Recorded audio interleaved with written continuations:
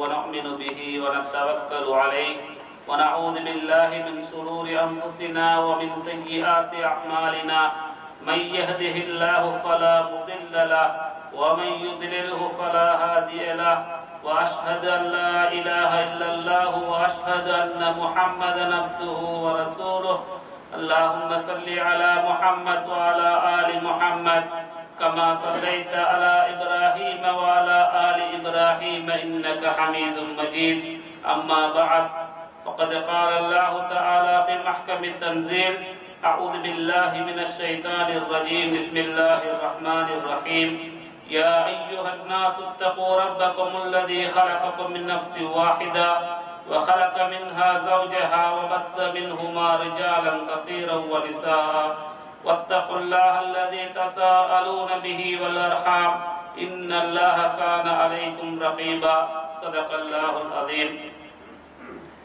இந்த உலகத்தை படைத்து நியாயமாகவும் நீதியான முறையிலும் ஆட்சி செய்து கொண்டிருக்கும் வல்ல நாயகன் அல்லாஹ் சுப்ஹானஹு வ தஆலாவுக்கு என்றென்றும் புகழ் அனைத்தும் உரித்தாகட்டும். அல்லாஹ்வுடைய சாந்தியும் சமாதானமும் எங்கள் தலைவர் முஹம்மது ஸல்லல்லாஹு அலைஹி வஸல்லம் அவர்கள் மீதும் அவர்களுடைய வாழ்வை தம்முடைய வாழ்க்கையாக எடுத்து நடந்த சஹாபாக்கள், தாபிஈன்கள், தபா தாபிஈன்கள், இன்று வரை வாழ்ந்து கொண்டிருக்கும் அல்லாஹ்வின் அனைத்து நல்லடியார்கள் மீதும் என்றென்றும் உரித்தாகட்டும். எந்த சந்தர்ப்பமாக இருந்தாலும் அல்லாஹ் சுப்ஹானஹு வ தஆலாவை பயந்து நடக்கும்படியும் அல்லாஹ்வால் விலகப்பட்ட விடயங்களிலிருந்து விலகிக் கொள்ளுமாறும் எனக்கும் உங்களுக்கும் தக்வாவை கொண்டு வசியத்து செய்து கொள்கின்றேன். அல்லாஹ்வின் நல்லடியார்களே, அல்லாஹ் சுப்ஹானஹு வ தஆலா நம் அனைவருடைய இந்த இபாதத்தை, இந்த ஜும்மாவுடைய கடமையை கபூல் செய்து அருள் புரிவானாக. இன்றைய ஃபத்வாவுடைய தலையங்கமாக வழங்கப்பட்டிருப்பது நபிகள் நாயகம் ஸல்லல்லாஹு அலைஹி வஸல்லம் அவர்களை நேசித்த சஹாபாக்கள். நாம் அனைவரும் அறிந்த விடயம்தான், சஹாபாக்கள் என்று சொன்னாலே நபிகள் நாயகம் ஸல்லல்லாஹு அலைஹி வஸல்லம் அவர்களை தங்களுடைய உயிர்களை விட நேசித்தார்கள். அது மட்டுமல்ல, தன்னுடைய குழந்தைகள், தன்னுடைய பிள்ளைகள், தன்னுடைய சொத்துக்கள், தான் விடக்கூடிய ஒவ்வொரு மூச்சை கூட அதை விட அதிகமான அளவு சஹாபாக்கள் இந்த அளவுதான் நேசித்தார்கள் என்று சொல்ல முடியாத அளவுக்கு அனைத்து சஹாபாக்களும் அவர்களை நேசித்தார்கள். ஏனென்று சொன்னால் நபிகள் நாயகம் ஸல்லல்லாஹு அலைஹி வஸல்லம் அவர்களுக்கு அந்த முஹாஜிரீன்கள், அந்த அன்சாரிகள், அந்த குறைஷி கூட்டத்தில் இருந்த அந்த சஹாபாக்கள் தான் நண்பர்களாக ஆக வேண்டும் என்று அல்லாஹ் சுப்ஹானஹு வ தஆலா நபி அவர்களுக்கு நுபுவத் கிடைப்பதற்கு முன்னால், நபிகள் நாயகம் ஸல்லல்லாஹு அலைஹி வஸல்லம் அவர்கள் படைக்கப்படுவதற்கு முன்னாலே, அதற்கு முன்னால் வந்த வேதங்களில் தபூர், இன்ஜீல் போன்ற வேதங்களிலே இவ்வாறு ஒரு நபி வருவார், அவருக்கு இவ்வாறு ஒரு கூட்டம் இருப்பார்கள், அவர்களை சஹாபாக்கள் என்று அழைக்கப்படுவார்கள், அவர்கள் அளவில்லாத அன்பு வைத்திருப்பார்கள் அவர்களோடு என்ற விடயத்தை அல்லாஹ் சுப்ஹானஹு வ தஆலா குர்ஆனில் அன்றே கூறிவிட்டார். மேலும் அது மட்டுமல்லாது அல்லாஹ் சுப்ஹானஹு வ தஆலா அவர்களை புகழும் விதமாக அவருடைய பாசத்தை, அந்த உண்மையான அன்பை தன்னுடைய குர்ஆனில் சொல்கின்றார். அஷித்தாஉ அலல் குஃபார், அந்த காபிர்கள் நபிகள் நாயகம் ஸல்லல்லாஹு அலைஹி வஸல்லம் அவர்களோடு எந்த அளவுக்கு அந்த குஃபார் குறைஷிகள் விரோதத்தை கொண்டிருந்தார்களோ அவர்களுக்கு எதிராக மிகவும் கடினமானவர்களாக நபி அவர்களை பாதுகாக்க வேண்டும், நபி அவர்களுக்கு எந்தவித தீங்கும் நுழைத்துவிடக் கூடாது என்ற விடயத்தில் அஷித்தா என்று சொன்னால் மிகவும் கொடூரமான தன்மையை கொண்டிருந்தார்கள். என்ன வந்தாலும் பரவாயில்லை, என்னுடைய சொத்துக்கள் அழிந்தாலும் சரி, என்னுடைய குழந்தைகள் அழிந்தாலும் சரி, ஏன் தன்னுடைய உயிர்தான் சென்றாலும் சரி, நபிக்காக யாரும் எதிர்த்து நிற்க கூடாது என்ற விடயத்தில் அவர்கள் அந்த நபி மீது கொண்டிருந்த காரணத்தின் காரணமாக அந்த காபிர்களோடு மிகவும் கடுமையாக இருந்தார்கள். வல்அர்ஹாம், அதே போன்றுதான் ருஹமாஉ பைனஹும் தராஹும் ருக்அன் சுஜ்ஜதா, அல்லாஹ் குர்ஆனில் சொல்கின்றான், அந்த கூட்டம் ஒருத்தருக்கு மத்தியில் உதவி செய்யக்கூடியவர்களாக இருந்தார்கள். காரணம் என்னவென்று சொன்னால் நபி அவர்களை உண்மையாக நேசித்திருந்தார்கள். அதே போன்று ருக்குகளையும் சுஜூதுகளையும் இருக்கக்கூடிய கூட்டமாக நீங்கள் காண்பீர்கள் என்று நபிகள் நாயகம் ஸல்லல்லாஹு அலைஹி வஸல்லம் அவர்களுக்கு அன்றே அல்லாஹ் சுப்ஹானஹு வ தஆலா குர்ஆனில் தெளிவுபடுத்தியிருக்கின்றார். உங்களுக்கு இவ்வாறான ஒரு கூட்டத்தை நாங்கள் தந்திருக்கின்றோம், அவர்கள் உங்களோடு பாதுகாவலர்களாகவும் அன்பானவர்களாகவும் நேசர்களாகவும் இருப்பார்கள் என்று அல்லாஹ் சுப்ஹானஹு வ தஆலா அந்த சஹாபாக்களை குர்ஆனில் புகழ்ந்து இருக்கின்றார். இதே போன்று பல இடங்களில் சொல்லி இருக்கின்றார். அல்லாஹ்வின் நல்லடியார்களே, நாம் சஹாபாக்களுடைய விடயத்தில் அனைவரும் அறிந்த விடயம்தான். சஹாபாக்கள் என்று சொன்னாலே அதில் யாருமே இருக்க முடியாது நபி அவர்களை நேசிக்காதவர்கள். அவ்வாறு யாராவது நபி அவர்களை நேசிக்கவில்லை என்று சொன்னால் அவர்கள் எவ்வாறு சஹாபாக்களாக ஆகுவது? அதற்கு மேல் ஒரு படி சென்று பார்த்தால் அவர்கள் மூமின்களாக ஆக மாட்டார்கள். அது நாம இருந்தாலும் சரி, அன்று வாழ்ந்த சஹாபாக்களாக இருந்தாலும் சரி, நபி அவர்களை உண்மையான நேசம் கொள்ளவில்லை என்று சொன்னால் நாம் முஃமின் இல்லை. அதை நாம் விளங்கிக் கொள்ள வேண்டும். நபி அவர்களை நேசிப்பது என்று சொல்வது இன்று நாம் வருடத்தில் ஒரு தடவை அந்த மீலாது நபி என்று சொல்லக்கூடிய அந்த ஒரு 10 நாட்கள் மாத்திரம் மேடையில் போட்டு நபி அவர்கள் அவ்வாறு செய்தார்கள், நபி அவர்களை சஹாபாக்கள் இவ்வாறு நேசித்தார்கள் என்று வெறுமனவே பேசிவிட்டு அந்த மீலாது நபியுடைய சீசன் முடிந்ததன் பின்னால் நபி யாரோ நாம் யாரோ, நபி சொல்லி தந்த விடயங்கள் எங்கேயோ, நாம் செய்கின்ற விடயங்கள் எங்கேயோ என்று இருப்போம் என்று சொன்னால் அல்லாஹ்வின் நல்லடியார்களே, நம்முடைய ஈமானில் குறை இருக்கின்றது. கியாமத்துடைய நாளில் அல்லாஹ் நமக்கு அந்த நபி மூலம் ஷஃபாத்தை பெற்று தர மாட்டார் என்ற விடயத்தை நாம் தெளிவாக விளங்கிக் கொள்ள வேண்டும். அப்படிப்பட்ட குற்றத்திலிருந்து அல்லாஹ் சுப்ஹானஹு வ தஆலா என்னை உங்களை பாதுகாத்தார் புரிவானாக. அல்லாஹ்வின் நல்லடியார்களே, சஹாபாக்கள் எந்த அளவுக்கு அவர்களை நேசித்தார்கள் என்று சொன்னால் தன்னுடைய சொத்துக்களை இழந்திருக்கின்றார்கள், தன்னுடைய உயிர்களை இழந்திருக்கின்றார்கள், தன்னுடைய பிள்ளைகளை ஜிஹாதில் அனுப்பி நபி அவர்களை பாதுகாத்து கொலை செய்யப்பட்டும் கூட கவலைப்படாமல் நபி அவர்களா என்று, நபி அவர்கள் உயிரோடு இருக்கின்றார்களா என்றுதான் கேட்கக்கூடியவர்களாக இருந்தார்கள். எந்த அளவுக்கு என்று சொன்னால் அப்துர் ரஹ்மான் இப்னு அவுஃப் ரலியல்லாஹு அன்ஹு அவர்கள் ஒரு ரிவாயத்தை அறிவிக்கின்றார்கள். அவர்கள் அந்த பத்ருடைய யுத்தத்திற்கு சென்றிருக்கின்றார்கள். நபி அவர்கள் சஃபை சீர்திருத்திக் கொண்டிருக்கும் போது அவருடைய பக்கத்தில் ஒரு வாலிபன், நபி அவர்களோடு கொன்ற அந்த பாசத்தை பாருங்கள். ஒரு வாலிபன், சிறிய வயது, வெறுமனவே 14-15 வயது அப்படித்தான் இருக்கும். அந்த வாலிபன் சுரண்டுகின்றான். ஹஸரத் அப்துர் ரஹ்மான் இப்னு அவுஃப் ரலியல்லாஹு அன்ஹு அவர்களை சுரண்டி கேட்கின்றான், யா அம்மி, ஏ தந்தையே, ஏ எனது சித்தப்பாவே, அல் தஅரிஃபு அபா ஜஹ்ல, நீங்கள் அபூ ஜஹலை கண்டிருக்கின்றீர்களா? அவரை உங்களுக்கு தெரியுமா?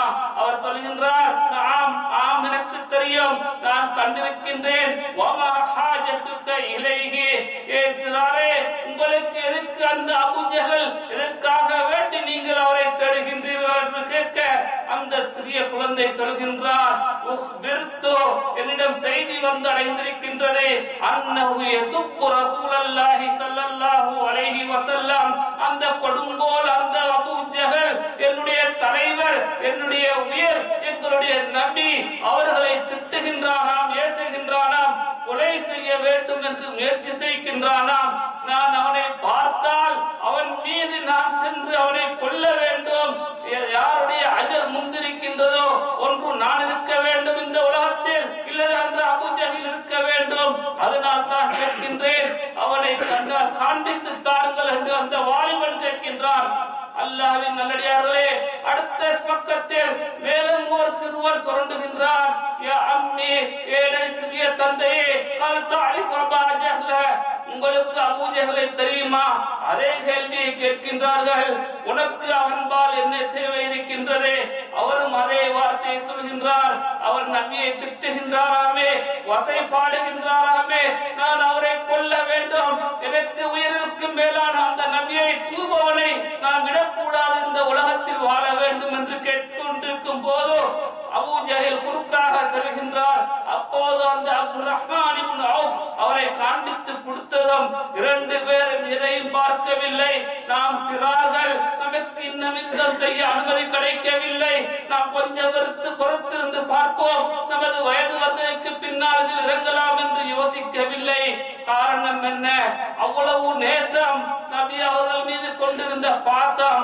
அதன் மூலம் அவர்கள் சுவனம் நுழைய வேண்டும் என்று ஆதரவு வைத்திருந்தார்கள். உடனே 2 பேருமாக சென்று அபூ ஜஹலை கொன்று விடுகின்றார்கள். அல்லாஹ்வின் நல்லடியார்களே, அன்று வாழ்ந்த அந்த வாலிபர்களுடைய நிலைமை, நபி அவர்களுடைய வார்த்தைகள், நபி அவர்களுடைய செயல்கள், நபி அவர்களுடைய உணர்வுகளை அவர்களுக்காக வேண்டி அல்லாஹ்வுடைய பொருத்தத்தோடு நிறைவேற்ற வேண்டும் என்று இருந்ததே.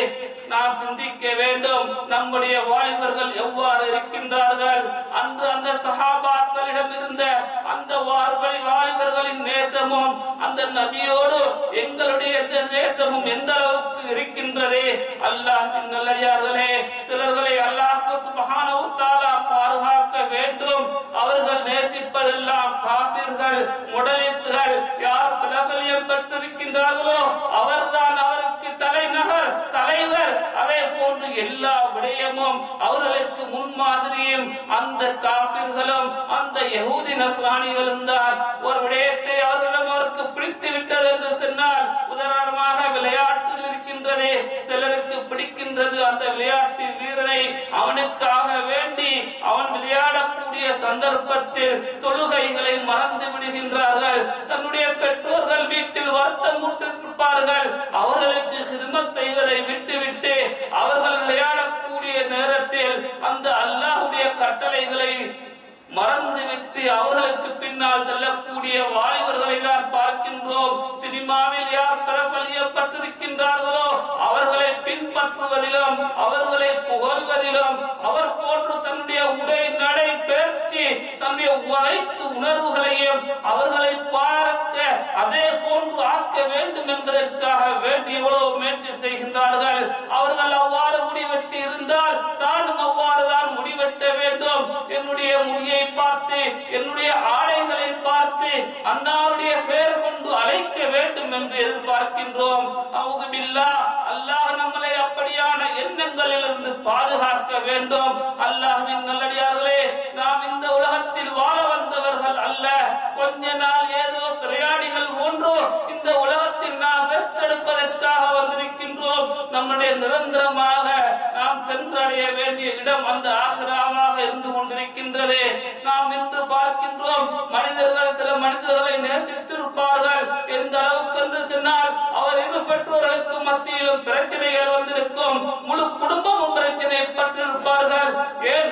நேசித்தவர்கள் இரு ஊரை சேர்ந்தவர்களாக இருப்பார்கள். இரு ஊருமே அடித்து 10 எரிந்திருக்கும். அப்படி இருந்தவர்களும் இன்று மரணித்துதான் விட்டார்கள். ஏதாவது பிரயோசனம் இருக்குமா அந்த அன்பில்?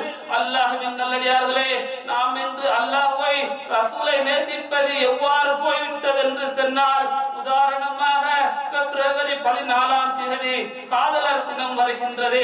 அந்த காதலர் தினம் வந்துவிட்டால் எப்போது 12 மணியாக ஆகும் என்று விழித்திருந்து சில இதயங்களையோ சில பூக்களையோ சில கவிதைகளையோ யாரோ எழுதிய அந்த கவிதைகளையோ கொப்பி அடித்து அதை நாம் அவர்களுக்கு அனுப்பி, இதுதான் என்னுடைய உண்மையான காதல், இதுதான் என்னுடைய உண்மையான நட்பு என்று அதை நாம் அனுப்பி போட்டு இருக்கின்றோம் அல்லவா?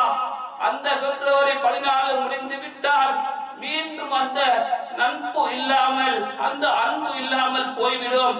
அதே போன்றுதான் இன்று நம்மில் அதிகமானோரின் நட்பு அந்த நபி அவர்கள் மீது கொண்டிருக்கக்கூடிய பாசம் வெறுமனவே ரபீஉல் அவ்வல் மாதம் மாத்திரம் வருகின்றது. அந்த ரபீஉல் அவ்வல் மாத்திரத்தில் அந்த 12ஆம் தேதி முடிந்து விட்டால் நாம் மறந்து விடுகின்றோம். உண்மையான நேசம் எது என்று மறந்து விடுகின்றோம். நபி அவருடைய வாழ்க்கையை நம்முடைய வாழ்க்கையில் அணுவளவு கூட நாம் வெறுப்பதில்லை. அல்லாஹ்வின் நல்லடியார்களே, இவ்வாறு இருப்போம் என்று சொன்னால் நிச்சயமாக நாம் உண்மையான முஃமினாக ஆக முடியாது.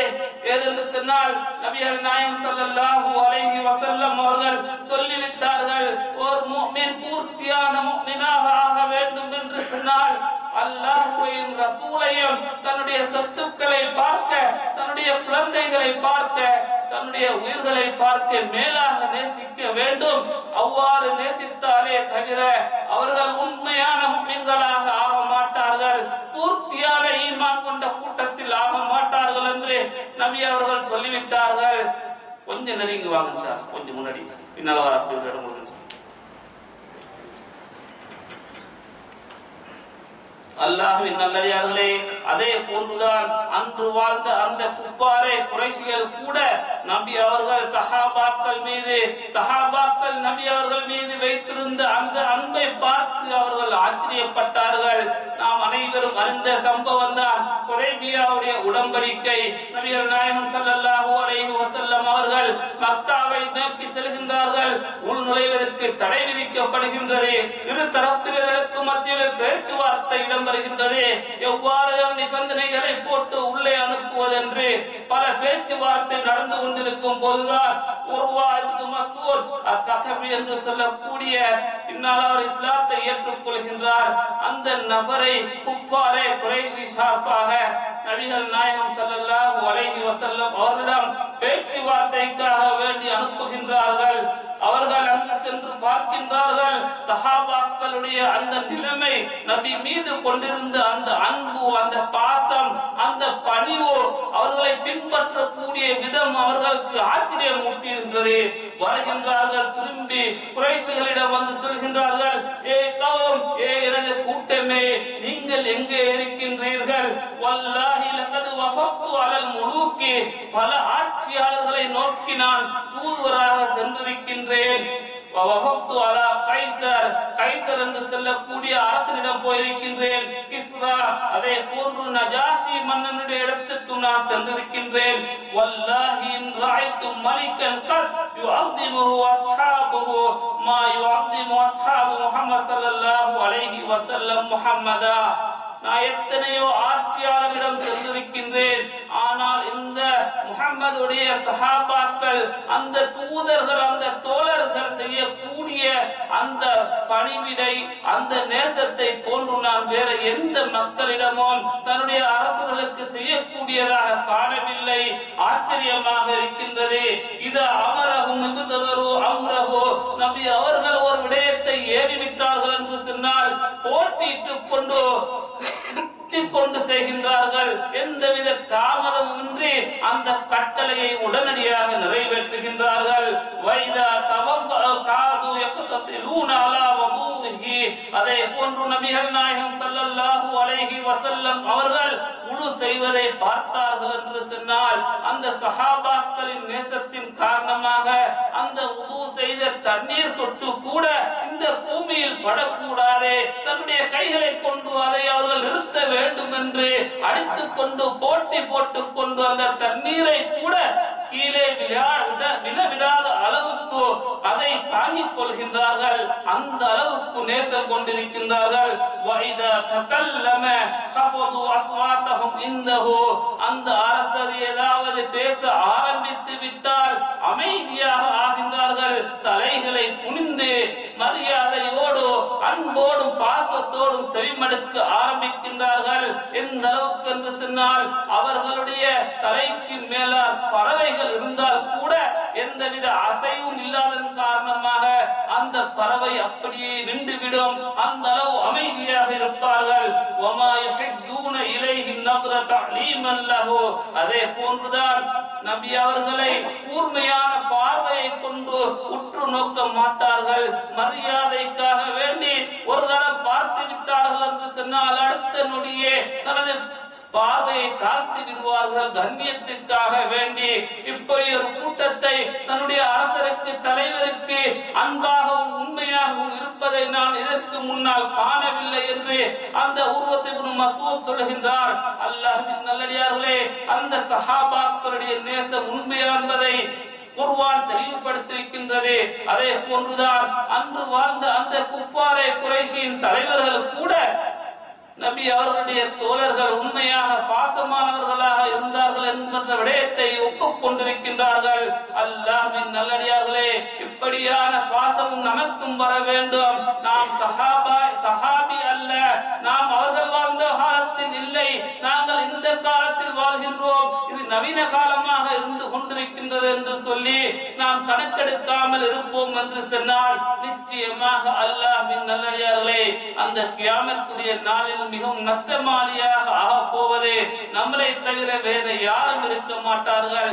அன்றிருந்த அந்த வாலிபர்கள் அவர்களுடைய அனைத்து உணர்வுகளும் நபி அவர்களுடைய சுன்னத்துக்களை பின்பற்ற வேண்டும், நபி அவர்களுக்கு எதிராக வரக்கூடிய ஆபத்துக்களை தடுக்க வேண்டும், தான் நபி அவர்களிடம் மிகவும் நெருக்கத்தை பெற வேண்டும் என்று இருந்தது. ஆனால் இன்று வாழக்கூடிய வாலிபர்களுக்கு நபி அவர்களை தெரியாத அளவுக்கு கூட இருக்கத்தான் செய்கின்றார்கள். அவர்களை அல்லாஹ் தான் பாதுகாக்க வேண்டும். எங்கு பார்த்தாலும் அவர்கள் அந்நியர்களை பின்பற்றுகின்றார்கள். தொழில்நுட்பம் நவீனம் என்று வழிகேட்டுக்கு பின்னால் செல்கின்றார்கள். எது உண்மையான நேசம், எது உண்மையான மார்க்கம், எது நேரான வழி, எது கெட்ட வழி என்று தெரியாத அளவுக்கு அவர்கள் வழி தவறி செல்கின்றார்கள். எது பாவம், எது நன்மை, எது ஹராம், எது ஹலால் என்று சொல்லி கூட தெரியாதே. காரணம் என்ன? தனக்கு முன்மாதிரி எது என்று மறந்து விட்டார்கள். அல்லாஹ் சொல்லிவிட்டார், உங்களுக்கு உண்மையான முன்மாதிரி என்று சொன்னால் அது நபி அவர்களுடைய வாழ்க்கையில் தான் இருக்கின்றது என்று. ஆனால் அப்படிப்பட்ட விடயத்தை அறியாமல் இன்று யாரையோ முன்மாதிரியாக நினைத்துக் கொண்டு அவர்களை பின்பற்ற இன்றைய வாலிபர்கள் முன் நிற்கின்றார்கள். அல்லாஹ்வின் நல்லடியார்களே, நமக்கும் அல்லாஹ் சுப்ஹானஹு வ தஆலா குழந்தை பாக்கியத்தை தந்திருப்பார். நம்முடைய குழந்தைகளை நாம் எவ்வாறு நேரான வழியில் இட்டு செல்ல வேண்ட விடயத்தை நாம் அறிந்து அவர்களுக்கு வழிகாட்ட வேண்டும். அவர்கள் இந்த வயதில் ஜாலியாக இருக்காமல், நடக்க முடியாமல் வயோதிபத்தை அடைந்ததற்கு பின்னாலா ஜாலியாக இருப்பதென்று விட்டு விடுவோம் என்று சொன்னால் நாம் அமானிதத்தை சரியாக பராமரித்த கூட்டத்தில் ஆக மாட்டோம். இப்பிருந்தே நம்முடைய குழந்தைகளுக்கு, நம்முடைய வாலிப பிள்ளைகளுக்கு நாம் நற்செய்திகளை சொல்ல வேண்டும். இன்னார்தான் நமக்கு முன்மாதிரி, இந்த சஹாபி இவ்வாறுதான் நபி அவர்களோடு மிகவும் நேசமாக இருந்தார், இதே போன்று நாம் வாழ வேண்டும். நான் யாரையோ பின்பற்றி தம்முடைய பிள்ளைகளை நரக நெருப்புக்கு விறகாக ஆக்கிவிடக் கூடாது என்ற விடயத்தில் நாம் சரியாக இருக்க வேண்டும். இல்லை என்று சொன்னால் அந்த கியாமத்துடைய நாளில் நம்மிடமும் அல்லாஹ் சுப்ஹானஹு வ தஆலா நம்முடைய பிள்ளைகள் வழிகடுவதற்கான காரணத்தை வினவுவான் என்பதில் எந்தவித சந்தேகம் இல்லை. அல்லாஹ்வின் நல்லடியார்களே, நாம் அனைவரும் அறிந்த விடயம்தான், உஹதுடைய யுத்தத்தில் முஸ்லிம்களுக்கு பின் நோக்க வேண்டிய கட்டாயமாக ஒரு நிலைமை வருகின்றது. முஹாஜிரீன்கள், அன்சாரிகள் அனைவரும் சிலர் இருந்தார்கள். இருந்தும் கூட அந்த நபி அவர்கள் யுத்தத்தில் சில விடயங்களை சொல்லியும் அவர்கள் கேட்கவில்லை. அதனால் பின்னோக்கி ஓட வேண்டிய தேவை வருகின்றது. அனைவரும் பின்னோக்கி ஓடிக்கொண்டிருக்கின்றார்கள். அனஸ் இப்னு நத்ர் என்று சொல்லக்கூடிய அந்த சஹாபி பார்க்கின்றார், முஸ்லிம்கள் அந்த சஹாபாக்கள் தன்னுடைய ஆயுதங்களை களைந்து விட்டு ஓடுகின்றார்கள். மா தஸ்னஊன பில் ஹயாத்தி பஅதஹு. அவர் ஒருத்தரிடம் வினவுகின்றார், நபி அவர்கள் எங்கே வஃபாத்தாகி விட்டார்கள் என்ற செய்தி கேட்கின்றதே என்று வினவுகின்றார். சிலர் ஆமாம் நபி அவர்கள் தாக்கப்பட்டு விட்டார்கள் என்று சொன்னதும் அந்த கீழே விழுந்து கிடந்த அந்த அனஸ் இப்னு நத்ர் கேட்கின்றார், மாதா தஸ்னஊன பில் ஹயாத்தி பஅதஹு. நபி அவர்கள் இந்த உலகத்தில் இல்லை, அவர்கள் மரணித்து விட்டு விட்டார்கள் என்று சொன்னால் நமக்கு இந்த உலகத்தில் என்ன தேவை இருக்கின்றது? எழுந்திருங்கள். நபி அவர்கள் எவ்வாறு மரணித்தார்களோ அவ்வாறு நாமும் அந்த யுத்தம் செய்து மரணிப்போம். அந்த காவிர்களை அடியோடு இல்லாமலாக்குவோம். ஏன்? நபி அவர்கள் மரணித்தென்ற செய்தி கேட்டதும் அவர்களால் தாங்கிக் கொள்ள முடியவில்லை. உண்மையான அன்பு வைத்திருந்தார், உண்மையான நேசம் வைத்திருந்தார். நபி அவருக்கு ஒன்று என்று கேள்விப்பட்டதும் எழுந்திருந்து ஏனையவர்களை உற்சாகப்படுத்தி நபி அவர்களை பாதுகாப்பதற்கு வருகின்றார்கள். எந்த அளவு என்று சொன்னால் அன்று அபூ தல்ஹா ரலியல்லாஹு அன்ஹு அவர்கள் நபி அவர்களுக்கு சொல்கின்றார்கள், நஹ்ரி தூன நஹ்ரிக யா ரசூலல்லாஹ், லஹ்ரி தூன நத்ரிக தூன லஹரிக யா ரசூலல்லாஹ். ஏ ரசூலல்லாஹ், உங்களுடைய நெஞ்சை பாதுகாப்பதற்கு கவசமாக என்னுடைய நெஞ்சிருக்கின்றது. அம்புகள், ஈட்டிகள் நபி அவர்களை முன்னோக்கி வந்து கொண்டிருக்கின்றது. காவிர்களுக்கு மத்தியில் நபி அவர்கள் மாட்டிக் கொள்கின்றார்கள். தன்னுடைய பல்லு உடைந்து இரத்தம் வடிகின்றது, தலையில் காயம் பட்டிருக்கின்றது. இதை பார்த்த சஹாபாக்கள் அவர்கள் கொண்டிருந்த அந்த உண்மையான பாசத்தின் காரணமாக தாங்கிக் கொள்ள முடியவில்லை. நபி அவர்களை பாதுகாக்க வேண்டும் என்று அவர்கள் நபி அவர்களை சூழ்ந்து கொள்கின்றார்கள். எந்த அளவுக்கு என்று சொன்னால் இரும்பு வேலிகளை விட மிகவும் பலமான ஒரு பாதுகாப்பு என்று வர்ணி மரணிக்கக்கூடிய அளவுக்கு சுற்றி வளைக்கின்றார்கள். நபி அவர்களை நோக்கி வரக்கூடிய ஈட்டிகளை தன்னுடைய உடம்புகளில் வாங்குகின்றார்கள். நாலு பக்கம் அவர்கள் சுற்றிருக்கின்றார்கள். நபி அவர்களை விட்டு ஓடவில்லை. தன்னுடைய உயிரை பாதுகாக்க வேண்டும் என்று எதிர்பார்க்கவில்லை. நபி அவர்களை உண்மையாக நேசித்தார்கள். அனைத்து அந்த அடி, அந்த ஈட்டி எரிவு அனைத்தையும் தன்னுடைய உடம்பில் ஏற்றுக்கொண்டு எத்தனையோ சஹாபாக்கள் மரணித்து விடுகின்றார்கள். எந்த அளவுக்கு என்று சொன்னால், சல்லாடை என்று சொல்வோம் அல்லவா, அதில் எத்தனை ஓட்டைகள் துவாரங்கள் இருக்கு என்று யாருக்கும் எண்ணி சொல்ல முடியாது. அந்த அளவு கிட்ட நெருக்கமாக துவாரங்கள் இருக்கும். அதே போன்றுதான் சில சஹாபாக்களுடைய உடலில் அன்று அந்த ஈட்டி வந்து குத்தி இருந்தது. சில சஹாபாக்களுடைய உடல்களில் 70க்கு மேலால் ஈட்டிகள் குத்தப்பட்டிருந்தது. ஒரு அடிப்பட்டதும் அவர்கள் ஓடவில்லை. அவருடைய முழு நோக்கமும் நம்முடைய அந்த உயிரிலும் மேலான தலைவரை பாதுகாக்க வேண்டும் என்ற ஒரே எண்ணம் தான் இருந்தது. அதை அவர்கள் நிறைவேற்றினார்கள். அதில் ஒரு சஹாபிதான் சயீத் இப்னு ரபி என்று சொல்லக்கூடிய சஹாபி. அவர் நபி அவர்களை கடுமையாக பாதுகாக்கின்றார். யுத்தம் முடிந்ததற்கு பின்னால் நபி அவர்கள் யார் வஃபாத்தாகி விட்டார்கள், யார் நோய்வாய்ப்பட்டிருக்கின்றார்கள், காயங்கள் பட்டிருக்கின்றார்கள் என்று பார்ப்பதற்கு அனுப்புகின்றார்கள். அந்த சயீத் இப்னு ரபி என்று சொல்லக்கூடிய சஹாபி இறுதி தருவாயில் இருக்கின்றார். அவரை தேடிக்கின்றார். சஹாபி கிட்ட போனதற்கு பின்னால் அவர் உடனே கேட்கின்றார், நபி அவர்களுக்கு என்ன ஆச்சு, சேஃப்டியாக இருக்கின்றாரா? தன்னுடைய உயிர் பறிய போகின்றது. அந்த நேரத்தில் கூட அந்த சஹாபாக்களுடைய இருந்த சிந்தனையை பாருங்கள் அன்பார்ந்த சகோதரர்களே. அதுதான் உண்மையான காதல், அதுதான் உண்மையான அன்பு என்பதை நாம் விளங்கிக் கொள்ள வேண்டும். அவர் சொல்கின்றார், நபி அவர்களுக்கு என்னுடைய சலாத்தை எத்தி வையுங்கள், நபி அவர்களுக்கு நன்றி செலுத்துங்கள். இவ்வாறான ஒரு சந்தர்ப்பத்தை ஏற்படுத்தி தந்ததற்கு, அந்த ஷஹாதத்தை அடைவதற்குரிய சந்தர்ப்பத்தை ஏற்படுத்தி தந்ததற்காக நபி அவர்களுக்கு நன்றி சொல்லியதாக சொல்லுங்கள் என்று அந்த சஹாபியிடம் சொல்லி அனுப்புகின்றார். அல்லாஹ்வின் நல்லடியார்களே, சஹாபாக்களுடைய அன்பு, அந்த பாசம் என்று நபி அவர்களோடு இவ்வாறு தான் இருந்தது.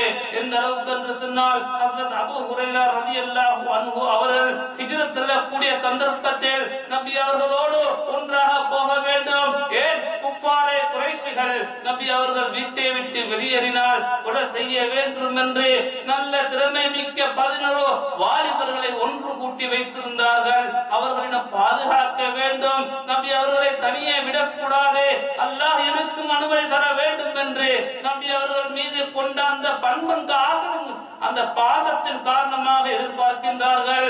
நபி அவர்களிடம் கேட்கின்றார்கள், யா ரசூலல்லாஹ், தனியே செல்லாதீர்கள், வழியில் ஆபத்து நிறைந்திருக்கின்றது, நானும் உங்களுக்கு துணையாக வருகின்றேன், உங்களுக்கு வரக்கூடிய ஆபத்தை நான் தடுக்க முயற்சி செய்கின்றேன் என்று வினவ நபி அவர்கள் சொன்னார்கள், லா தஅஜ்ஜல், நீங்கள் அவசரப்படாதீர்கள், ஒருவேளை அல்லாஹ் சுப்ஹானஹு வ தஆலாவும் உங்களை எனக்கு துணையாக அனுப்ப முடியும் என்று சொல்ல குர்ஆன் வசனம் இறங்குகின்றது. அவரையும் சேர்த்து கொண்டு நீங்கள் சொல்லுங்கள், உங்களுக்கு பாதுகாவலராக, உங்களுக்கு உண்மையான உயிர் நண்பராக சேர்த்துக் கொள்ளுங்கள் என்று வஹி இறங்குகின்றது. ஆயிஷா ரலியல்லாஹு அன்ஹா அவர்கள் அறிவிக்கின்றார்கள், அன்று அபூபக்கர் சித்திக் ரலியல்லாஹு தஆலா அன்ஹு அவர்கள் அடைந்த சந்தோஷத்தை போன்று, ஆனந்த கண்ணீர் விட்ட அந்த சூழ்நிலை போன்று நான் அதற்கு முன்னால் யாரும் ஆனந்தத்தில் இவ்வாறு அழுவார்களா என்று பார்த்ததில்லை என்று ஆச்சரியப்படக்கூடிய அளவுக்கு அன்று அந்த அபூபக்கர் சித்திக் ரலியல்லாஹு அன்ஹு அவர்கள் நபி அவர்களுக்கு பாதுகாவலராக, தோழனாக அந்த ஹிஜ்ரத்தில் ஒன்றாக பிரயாணம் செய்ய அனுமதி கிடைத்ததை நினைத்து சந்தோஷப்பட்டார்கள். காரணம் என்ன? அவர் உண்மையான நேசம் வைத்திருந்தார், வழியில் இருந்து ஆபத்துக்களை அறிந்திருந்தார், அவர் அந்த ஆபத்திலிருந்து நபி அவர்களை பாதுகாக்க வேண்டும் என்று ஆசைப்படுகின்றார். அல்லாஹ்வின் நல்லடியார்களே, அன்று சஹாபாக்களுடைய நிலைமை இவ்வாறு தான் இருந்தது. அதே போன்றுதான் ஹஜ்ரத் உமர் ரலியல்லாஹு அன்ஹு அவர்கள் சொன்னார்கள், வல்லாஹி லஅன்த ஹப்பு இலைய மின் நஃப்ஸி, யா ரசூலல்லாஹ், நீங்கள் எனக்கு என்னுடைய உயிரையும் பார்க்க நேசமாக இருந்து கொண்டிருக்கின்றீர்கள் யா ரசூலல்லாஹ் என்று நபி அவர்களிடம் வந்து சொல்கின்றார்கள்.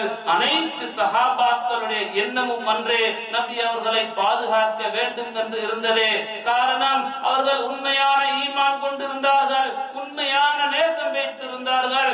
அந்த நேசம் அவருக்கு உதவ வேண்டும், அவரை பாதுகாக்க வேண்டும் என்ற எண்ணம் இருந்தது. அல்லாஹ்வின் நல்லடியார்களே, நம்முடைய உள்ளங்களிலும் நாம் அந்த நபியுடைய நேசம் வர வேண்டும். நேசம் என்று சொன்னால் வருடத்தில் ஒரு விடத்தும் வருவதல்ல.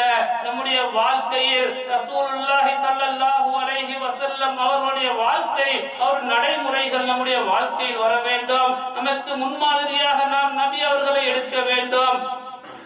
இதற்கு மாற்றமான வழியை நாம் தெரிவு செய்வோம் என்று சொன்னால் நிச்சயமாக நாம் வழிகேட்டில் செல்வோம்.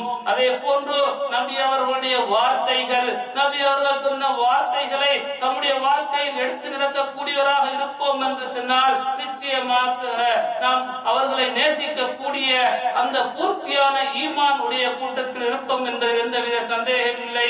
ஆகைதான் அல்லாஹ்வின் நல்லடியார்களே, அல்லாஹ் சுப்ஹானஹு வ தஆலா என்னையும் உங்களையும் கண்மணி நாயகம் ஸல்லல்லாஹு அலைஹி வஸல்லம் அவர்களை தங்களுடைய உயிர் மூச்சை விட அதிகமாக நேசிக்கக்கூடிய கூட்டத்தில் ஒன்று சேர்த்து அருள் புரிவானாக.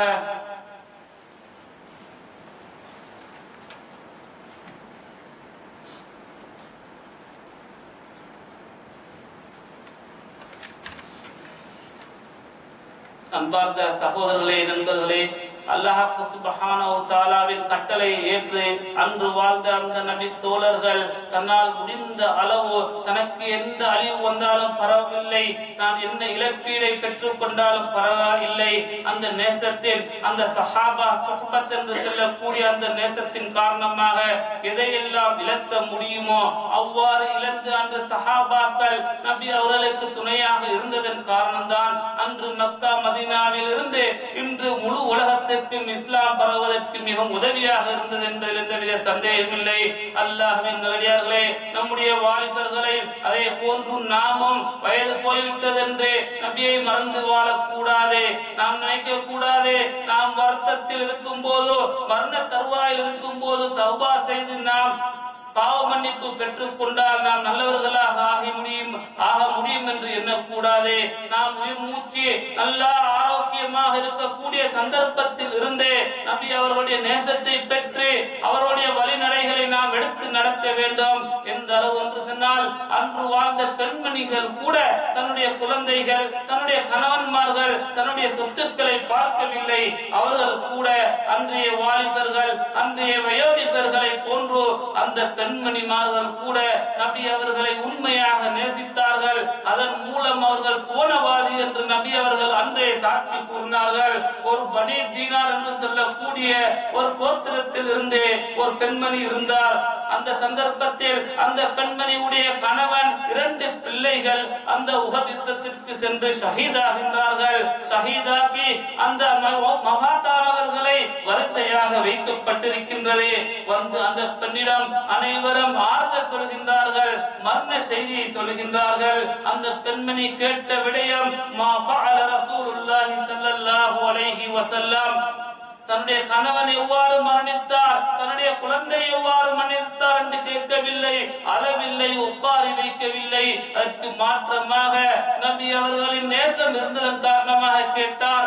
நபி அவர்களுக்கு என்ன நடந்தது, அவர் சரியாக இருக்கின்றாரா, அவர் உயிரோடு இருக்கின்றாரா என்று அவர் கேட்கின்றார். கேட்கையும் வந்து அந்த சஹாபாக்கள் சொன்னார்கள், காலு ஹைரன் யா உம்மு ஃபுலான், இன்னாருடைய தாயே, நீங்கள் கமா துஹிப்பீனி, நீங்கள் எவ்வாறு நபி இருக்க வேண்டும் என்று எதிர்பார்க்கின்றீர்களோ அதே போன்று நபி அவர்கள் எந்தவித பிரச்சனையுமின்றி வஃபாத் ஆகாமல் உயிரோடு இருக்கின்றார் என்று அந்த செய்தியை கேட்டதும் அந்த பெண்மணி அளவில்லா சந்தோஷம் அடைகின்றார். அல்லாஹ்வின் நல்லடியார்களே, தன்னுடைய வாழ்க்கையில் நபி அவர்களுடைய முஹப்பத்துக்கு பின்னாடிதான் தன்னுடைய சொத்துக்கள், தன்னுடைய குழந்தைகள், பிள்ளைகள், அதே போன்று தன்னுடைய கணவன், தன்னுடைய உயிர் என்று அவர்களிடம் இருந்தது. அதனால் அன்று அவர்கள் வெற்றி பெற்றார்கள். அவருடைய வாழ்க்கையில் வரக்கத்து இருந்தது. நாம் அனைவரும் அறிந்த சம்பவம், ஹன்ஸலா ரலியல்லாஹு அன்ஹு அவர்கள் திருமணம் முடித்து முதல் நாளில் யுத்தம் செய்வதற்கு அழைப்பிதழ் வருகின்றது. அந்த வாலிபர் தான் இப்போதுதான் திருமணம் முடித்திருக்கின்றேனே, இது வாழ வேண்டிய வயதே, இன்னும் 1 மாதம் 2 மாதத்தில் நான் வருகின்றேன் என்று சொல்லவில்லை. நான் திருமணம் முடித்து விட்டால் வெளிநாட்டுக்கு போவதற்கு தாமதிப்போம், ஒரு 3 மாதம் வாழ்ந்துவிட்டு செல்கின்றேனே, லீவை கொஞ்சம் அதிகரிக்கலாமே, இவ்வாறு யோசிப்போம். ஆனால் அவர்கள் அன்று சஹாபாக்கள் நபி அவர்கள் மீது கொண்டிருந்த பாசத்தின் காரணமாக உடனே சென்று வஃபாத்தாகின்றார். அந்த முஹப்பத்தின் காரணமாக அவரை நபி அவர்கள் சொன்னார்கள், மலாயிக்காமார்கள் அவர்களை குளிப்பாட்டுகின்றார்கள் என்று சொன்னார்கள். அதே போன்றுதான் அல்லாஹ்வின் நல்லடியார்களே யுத்த வரிசையில் நின்று கொண்டிருக்கின்றார்கள். தன்னுடைய கையில் இருந்த குச்சியின் மூலம் நபி அவர்கள் அந்த சஃபை சீர்திருத்துகின்றார். முன்னாடி போங்க, பின்னாடி வாங்க என்று சொல்லிக் கொண்டிருக்கக்கூடிய சந்தர்ப்பத்தில் ஒரு சஹாபியுடைய வயிற்றில் குத்தி சொல்கின்றார், இஸ்தவி சஃப, ஏ மனிதரை சஃபை நேராக வைத்துக் கொள்ளுங்கள் என்று சொல்ல அந்த மனிதர் சொல்கின்றார், யா ரசூலல்லாஹ் அவ்ஜஅதனி பைனன் நாஸ், யா ரசூலல்லாஹ் உங்களுடைய அந்த குச்சியின் மூலம் எனது வயிற்றில் குத்தியதன் காரணமாக என்னை நீங்கள் நோவலைத்து விட்டீர்கள், நோவினை பெற வைத்து விட்டீர்கள் என்று சொல்ல அங்கிருந்த சஹாபாக்கள் கேட்கின்றார்கள், நீ யாரிடம் என்ன கேள்வி கேட்கின்றாய், நீ நிதானத்தில் தான் இருக்கின்றாயா என்று வினவுகின்றார்கள்.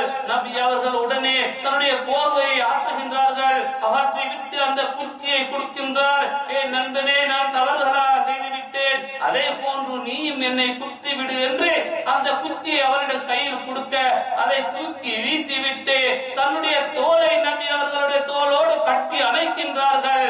அப்போது நபி அவர்கள் ஆச்சரியப்பட்டார்கள். அங்கிருந்த சஹாபாக்களுக்கும் ஆச்சரியம் வந்தது. மா ஃபஅல பிக ஹாதா, ஏன் இவ்வாறு செய்தீர்கள் என்று நபி அவர்கள் கேட்க அவர் சொன்னார், யா ரசூலல்லாஹ் என்னுடைய தோல் உங்களுடைய தோளோடு கடைசியாக இணைய வேண்டும் என்று ஆசைப்படுகின்றேன். நான் யுத்த களத்தில் இருக்கின்றேன், நான் யுத்தம் செய்ய போகின்றேன், நான் திரும்பி வருவனா என்று தெரியாது யா ரசூலல்லாஹ். அதனால் இந்த உலகத்தில் என்னுடைய உடல் தோல் படக்கூடிய தோல் உங்களுடைய தோளாகத்தான் இருக்க வேண்டும், அதற்காகத்தான் ஆசைப்பட்டேன் யா ரசூலல்லாஹ். நேரடியாக கேட்டால் ஒரு வேளை அதற்கு சந்தர்ப்பத்தை தரமாட்டீர்கள் என்றுதான் இவ்வாறு ஒரு செயலை செய்தேன் என்று அவர் கேட்டுவிட்டு அவர் யுத்தத்தில் கலக்கின்றார், ஷஹீதாகின்றார். அல்லாஹ்வின் நல்லடியார்களே, இவ்வாறுதான் நபி தோழர்களுடைய பாசம் இருந்தது. அந்த நபி அவர்களோடு அவர்கள் செய்த அனைத்து விடயத்தையும் அவர்கள் பின்பற்றி செய்ய வேண்டும். அவர்கள் தடுத்த அனைத்து விடயங்களை விட்டு அவர்கள் விலகி வாழ வேண்டும் என்று ஆசைப்பட்டார்கள். அல்லாஹ்வின் நல்லடியார்களே, அதே ஆசை நம்முடைய உள்ளத்திலும் வர வேண்டும். நாம் உண்மையாக நபி அவர்களை நேசிக்கக்கூடிய கூட்டத்தில் இருப்பதன் காரணமாக நாம் நிச்சயம் அவர்களை நேசித்து முழுமையான ஈமானை அடைந்த கூட்டமாக அல்லாஹ் சுப்ஹானஹு வ தஆலா நமக்கு உண்மையான நேசத்தை நம்முடைய உள்ளங்களில் போட்டு அருள் புரிவானாக. வாஹிரு தஅவானா அல்ஹம்துலில்லாஹி ரப்பில் ஆலமீன்.